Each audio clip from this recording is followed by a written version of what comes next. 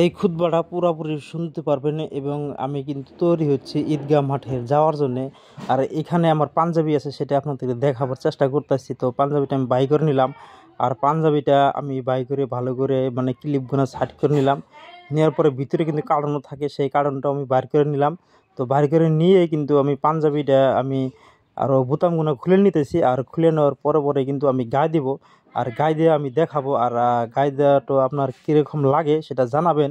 আর এই খুতবাটা শুনতে হলে কিন্তু ভিডিওটা পুরোপুরি কন্টিনিউ করতে হবে। তো যাওয়ার আগে আরও কিছু আমার বাড়িতে কাজ থাকে, তো সেইগুলো আপনাকে দেখাচ্ছি আগে। তো কন্টিনিউ দেখতে থাকেন।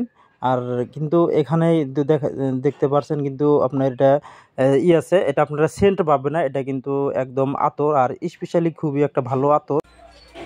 তো কিছু মানে না দিলে হয় না। তো তোমার এটা দিলাম, তোমার এটা দিলাম।